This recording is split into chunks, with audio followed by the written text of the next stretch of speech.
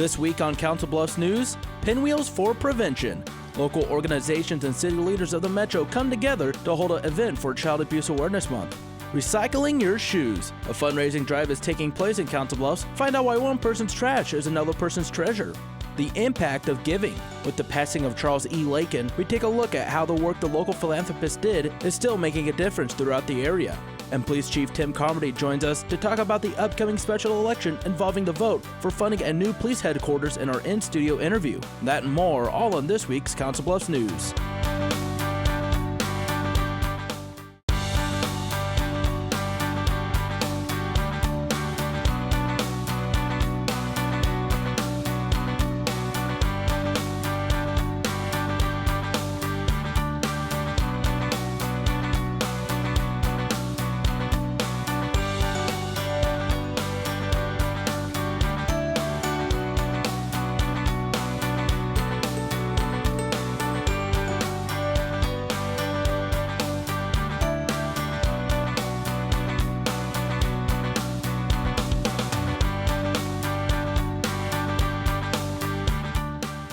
Hello and welcome to this week's Council Bluffs News. I'm Zach Harper-Blunt. First declared in 1983 by President Ronald Reagan, the month of April serves as Child Abuse Prevention Month. And although 30 days on the calendar are important, numerous organizations throughout the area work with families year-round to help prevent abuse. This past weekend, some of those entities, along with city leaders from both sides of the river, come together to help spread awareness. It's taken place over the past several years. We've been doing this event for 4 years now. Bringing people together from both sides of the Missouri. So thank you all for joining us today. The Bob Carey Pedestrian Bridge, a fitting location to hear from Omaha Mayor Gene Stothert and Council Bluffs Mayor Matt Walsh. Today we had the Mayoral Proclamation, which is an annual event organized by the Metro Child Advocacy Coalition, Prevent Child Abuse Pottawatomie County, and the Shaken Baby Task Force. The occasion takes place Saturday, April 9th, with many holding pinwheels, the national symbol of child abuse prevention, while both city leaders make statements recognizing the importance of the month. All citizens need to be aware of child abuse. It's an opportunity for the mayors to bring awareness in the community to social issues that need to be addressed. And so anytime we can do that, we really think it's important to play that role. According to the National Child Traumatic Stress Network, approximately 645,000 children were victims of abuse in 2014. There's way too many children being affected by child abuse all over the United States. And what we do for our mission is to increase awareness and educate the community on ways to prevent child abuse. One of those ways? The proclamation taking place, highlighting the work that Metro organizations do to help families and those affected, not just in April, but 12 months a year. Every time they identify a situation where child abuse may have taken place, they can potentially save a life. So it's important that everyone works together on this issue. Something organizers hope people take from this day: education and awareness. That's our goal, is to educate them on the many resources that we have available in the community to prevent child abuse and how hard we are working daily. And event organizers say abuse is an unfortunate reality that impacts many. It affects every community, it's everybody's business, it's everybody's job, and I think that an event like this really reflects that it doesn't matter where you live, it doesn't matter who you are, but this is something you need to be concerned about. To learn more about the Shaken Baby Task Force or Prevent Child Abuse Pottawatomie County, you can go to bestcare.org or contact Gene Armstrong at 712-396-4200. Jurassic Quest comes to West Fair April 8th through the 10th. During the 3-day event, families come out and have fun with dinosaurs. The attraction shows the creatures in their natural habitat with an area set aside for games, even giving an opportunity to ride the prehistoric replicas. The weekend proves to be both fun and educational. It's great for families.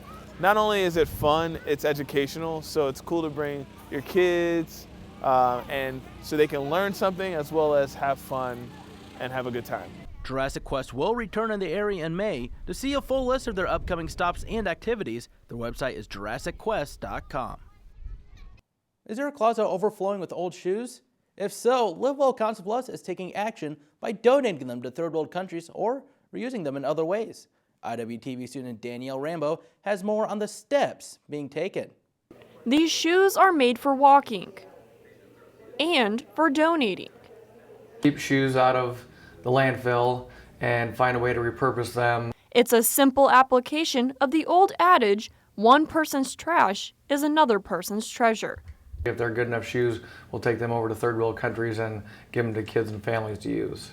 The mission made possible by a community-wide recycling effort.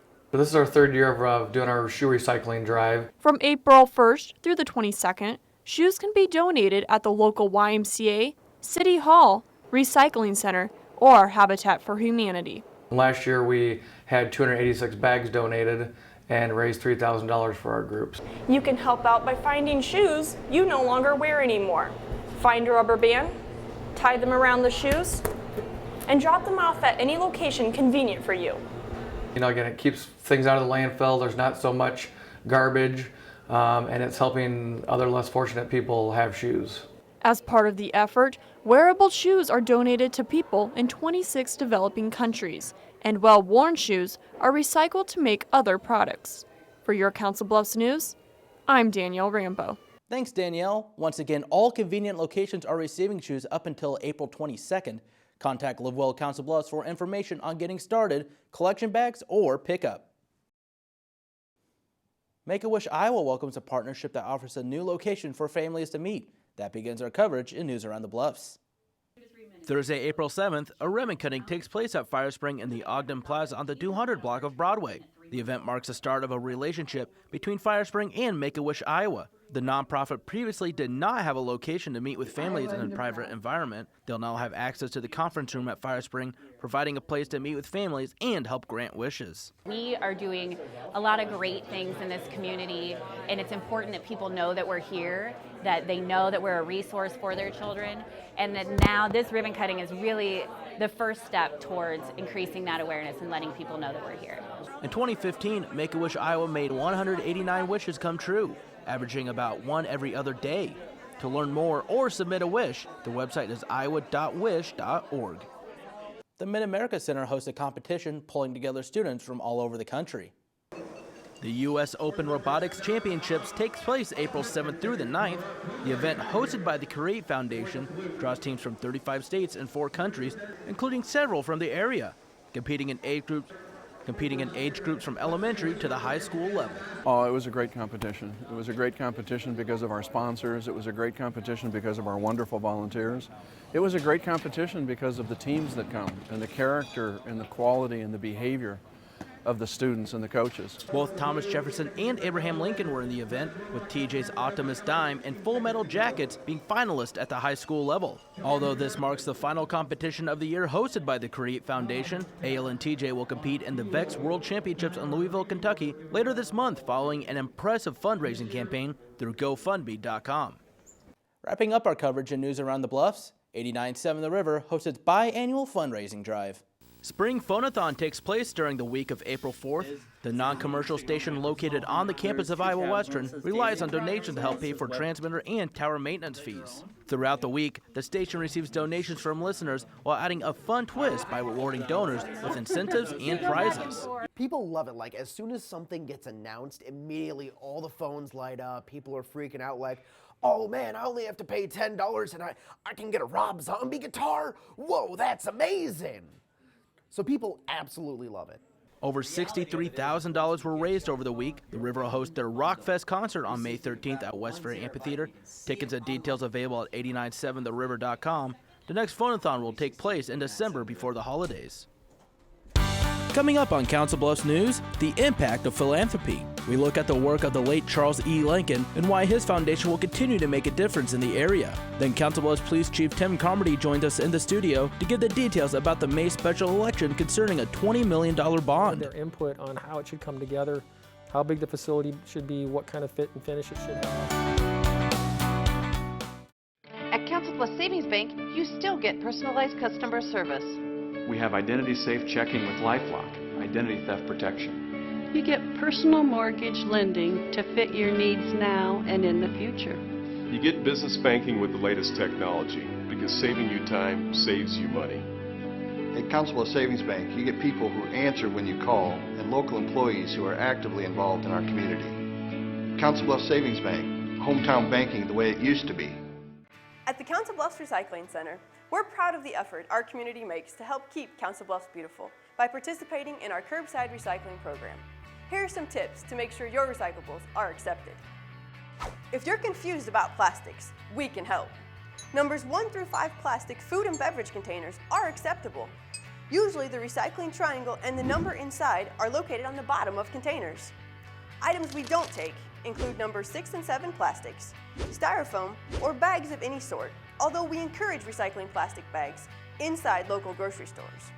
Please be sure to check the calendar in our annual mailer or on our website to find out what items will be picked up each week. Blue Week items for your curbside bin include paper, cardboard, and glass containers. Green Week items for your curbside bin include plastic food and beverage containers, tin and aluminum containers, and tin foil. Thank you for helping us keep Council Bluffs beautiful. Welcome back to CBTV 17. I'm Zach Harper-Blunt, joined in studio by Council Bluffs Police Chief Tim Carmody. Chief, thank you for joining us here in the studio today. Zach, thanks for having us today. I appreciate it. Coming up next month, May 3rd, is a special election for a bond issue for a possible new police station. And going back, when was it figured out that a new station is needed? This project's been in progress for roughly 20 years now.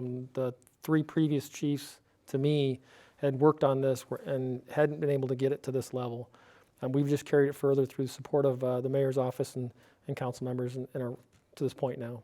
When was it that the current facility began use? Well, the building was built in 1977. It was designed so that the sheriff's office and the police department would be together in the courthouse with most of the other county facilities. And then several years later, 1999, the sheriff's office actually moved out and moved into their new facility. So we took over the 7,000 square feet that they had at that time, and that expanded our area to 19,000 square feet. So you had community members here from Council Bluffs. What was the decision to have those community members? It was a critical component to us, Zach. It was really important to have feedback and a grassroots effort. We wanted to hear what the citizens thought about this project and wanted their input on how it should come together, how big the facility should be, what kind of fit and finish it should have, where it's located. All those things are important to us, and we tried to listen to the citizens to make those decisions.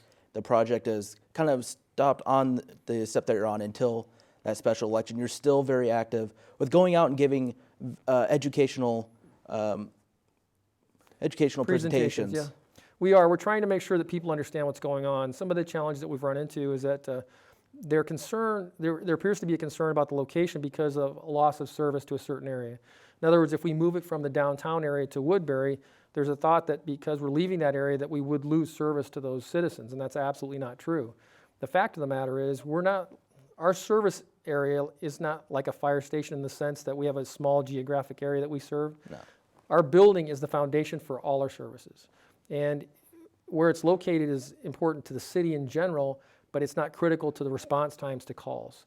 In fact, what we found through our research and through the information we've developed is that our services that we can provide would go up, or new ones will be provided with the new facility that we can't provide now. And then before we go, where's a place that someone can get to get more information about the project? You can go to the city website. You can check out our Facebook page, the police department's Facebook page. If you go to the city website, there's a button on the front page of the website. If you click on that, it'll take you right to the page. It has videos about the current state, videos of what a modern facility looks like, all the fact sheets, a flyer that gives you the breakdown on what the costs are.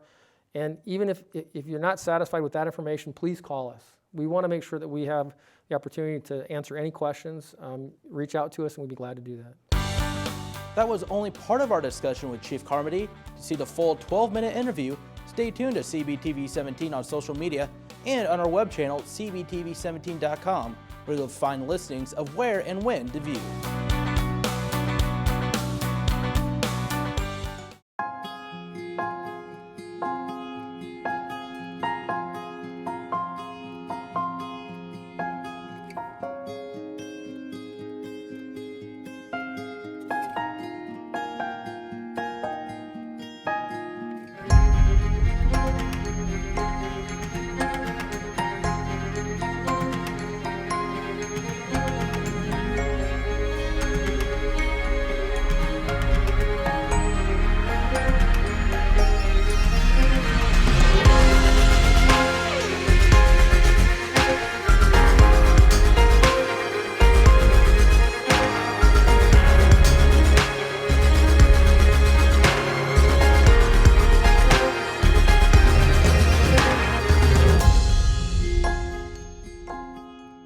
Schedule your campus visit today. Iowa Western. The world is waiting. NFC, AFC, offensive linemen, defensive tackles, quarterbacks, and cornerbacks are all living united to ensure the academic success of millions of kids in our communities all the way to graduation day. But that won't happen without you. So take the pledge at unitedway.org. Make a difference in the life of a child. Suit up like your favorite NFL players and become a volunteer reader, tutor, or mentor with United Way. One of his biggest donations went towards the development that would be known as the Charles E. Lakin Human Services Campus. The local philanthropist recently passed away on March 28th at the age of 94. We take a look at the difference Lakin has made and the legacy he leaves behind. His motivation, assisting future generations. He wanted to help children. His fulfillment, through the work of philanthropy. To see if, his wealth could help others achieve their goals and be more successful, regardless of their circumstances. Born in Emerson, Iowa in 1938, Charles E. Lakin is a name almost synonymous with helping others in the area. He truly had a passion for helping to support and to try to make life better for kids. And on the Lakin campus, there are several organizations whose mission was to really help children. He began as a farmer, at one point having the largest contiguous farm in Iowa, then going into property management before becoming a household name in the area was something that's never before happened. Charles's gift of $10 million plus $2 million for an endowment was unheard of in the human service industry. There were 4 or 5 agencies involved in that, but a $10 million gift for human service delivery system was very unusual. So that was his first foray here in Council Bluffs. I think he appreciated the opportunity. That donation in 2006 turned into the Charles E. Lakin Human Services Campus, housing several organizations focused on helping families located on North 16th Street. We just thought, wow, this will open new opportunities to collaborate in different ways and bring us closer together. And what a great idea to have us all on the campus. So if you do have clients that use 2 or 3 of us, we're all right there together. In the past decade, Lakin's impact has continued with the Charles E. Lakin Foundation. Multiple programs benefiting children were the result of his generosity, before passing away in late March at the age of 94. Charles was a self-made man who really believed in the value of a dollar and hard work, and I think he made the decision that he was not going to leave his wealth to his descendants, at least the bulk of his wealth, and he wanted to leave it so that it could benefit the community. Many buildings throughout Council Bluffs, including the Habitat for Humanity and YMCA currently in construction, bear his name, leaving behind work that will remind people of the power of philanthropy. I think he'll be thought of as a very generous man who was very giving and really cared about communities and wanted to help if he can, and give back from his success.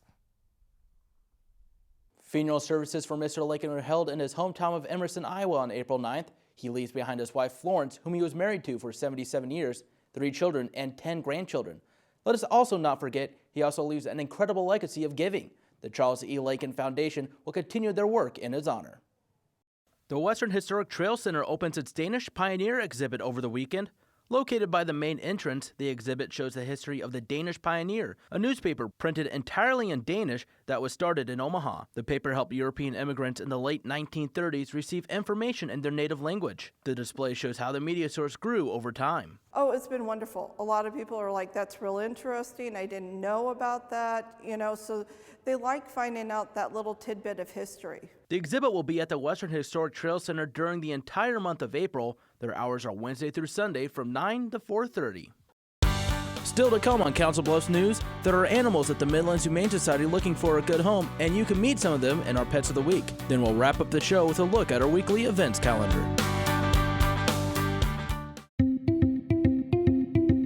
Create new opportunities and expand your knowledge with Iowa Western's continuing and career education. It was really intimidating to go back to school, but Iowa Western made me really feel like I could do it. Our goal is to help students achieve success from education to employment. Learn more, including information on extra benefits for Iowa residents at iwcc.edu/continuing_education. You make me wear my bike helmet. taught me never to run with scissors. And to follow the swimming rules. You tell me to stay away from drugs. To always buckle my seatbelt. So why do you keep a loaded gun in your drawer? How safe is that? You asked them to follow some safety rules. Now they're asking you. In fact, they're counting on you. Never let your gun get into the wrong hands. Remember, always lock it up. Visit ncpc.org.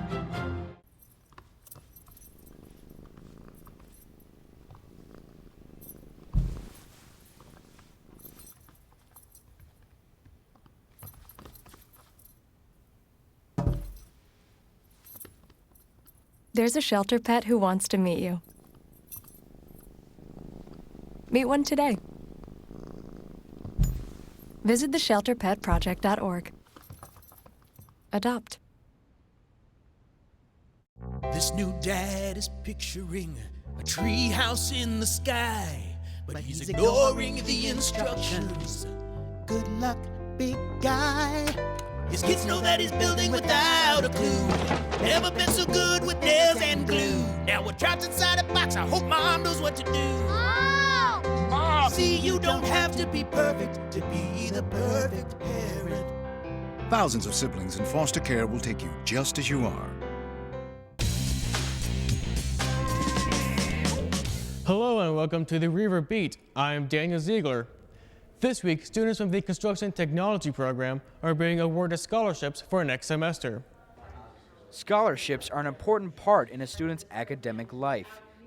The scholarship will really help me out throughout my future. Never really had any scholarships throughout my whole school, so this definitely pays off all those times. Some students of the Construction Technology program are getting their first taste of a scholarship and what it can do for them. Pay for the next 2 months of my rent, actually, so I can focus more on studies. April 5th, students and families of the Construction Technology program are invited to the Riva Room in the Students Center as they are awarded scholarships from sponsors NP Dodge and NeighborWorks. For the past 5 years, NeighborWorks has been awarding these scholarships. This year marks the most in total money they have ever awarded. Today, $11,000 were awarded in scholarships. So we actually had 10,000, and then there was an anonymous donor who gave we have one high school student this year, so he got $1,000 from NeighborWorks and then an extra $1,000 from an anonymous donor who wanted to see that high school student continue on in the program. Iowa Western President Dr. Dan Kinney and Council Bluffs Mayor Matt Walsh are at the event congratulating the students. But this program in total is a wonderful program for the community in terms of the housing that it creates. Congratulations to the scholars. I know you're going to do well. You've timed it just perfectly because I heard the other day that typical housing inventory in Council Bluffs is about 650 homes, and today we have a little over 300. So we need some new homes built. We need them built quick, so graduate quick, study hard. Nate Dodge of NP Dodge also encourages the students that what they are doing is important. And when I look out over this group, and it's both parents and students who I believe are going to start building this community. Rob Klepfer, assistant professor of construction technology, thinks this program will help the students in their career field after graduation. It's a great program, and we really enjoy working with our students. It's a joy. Students in the Construction Technology program help take part in building of 2 complete houses in their 2-year program. Meanwhile, on campus, students just a few weeks away from graduation are displaying their masterpieces in the Arts Center. The work from 3 sophomores will be on display throughout the month of April. Andrea Ramirez, Brittany Maines, and Satana Whitley will graduate in May and are happy to be the featured artists. I was pretty excited. I had never really had any of my work in a show before, so it's kind of cool to have this opportunity. The exhibit will close on April 28th with a reception honoring the students and their artwork. That's the news for this week. Check back in next time for more information on what's going on around campus. With your River Beat, I'm Daniel Ziegler.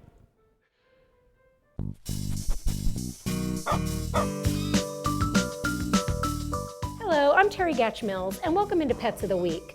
We've got Tootsie here. His file number is 19821, and he was found as a stray at Renner Drive in the Twin City Plaza area. Again, his file number is 19821. He's about a year old, and he's just as sweet as can be, so we know he's somebody's cat. Our next buff-colored domestic short hair is named Timmy, and his file number is 19742. He is an owner surrender. They couldn't care for him anymore. He's 7 years old, and he's such a sweet cat. Again, this is Timmy, file number 19742. This next little guy is Gunner, and his file number is 19843, and he's a Shiba Inu mix. Shiba Inus are known for their loyalty and their confidence, and he's a great dog. We do not recommend any children under the age of 12 years old because he is so active. He's very playful, very energetic, and loves to go on walks. Again, this is Gunner, file number 19843.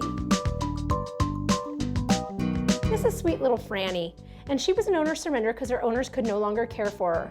Franny's file number is 19986, and she's a very sweet dog who likes to be on your lap all the time. Again, Franny's file number is 19986. And if you're interested in any of the pets you've seen today, please come down to Midlands Humane Society at 1020 Railroad Avenue in Council Bluffs. Now time for our weekly events calendar. The 100 block hosts Blast from the Past for the Future on Saturday, April 16th. Beginning at 5, participants will get a souvenir glass and a guide to complete challenges. You must be at least 21 years old and costs $15 per person. More details are available at cbblastpass.com. The Dodge House Dash takes place on Saturday, April 23rd, starting at Kmart on East Canesville at 9 a.m. The dash will take place on established trails beginning in the parking lot and running to McPherson. The cost is $25 per person and includes a t-shirt. More details are available at runsignup.com. The 19th annual Champagne and Diamonds Benefit Auction takes place at the Mid-America Center on Saturday, May 7th. From 4 to 8, attendees will be able to enjoy food, beverages, and a viewing of the Kentucky Derby. The event also celebrates the 30th anniversary of the Micah House. More details are available at themicahhouse.org. Thanks for watching this week's Council Bluffs News. CBTV is always looking for your feedback. You can send questions or comments to cbtv at iwcc.edu. Call us at 712-325-3312. Or you can find us on social media. We're on Facebook and Twitter. Just search CBTV17. Remember to keep it here for the latest scores and updates for local sports in your community by tuning in to the Bluff Sports Zone with JJ Davis. For your Council Bluffs News, I'm Zach Harper-Blunt.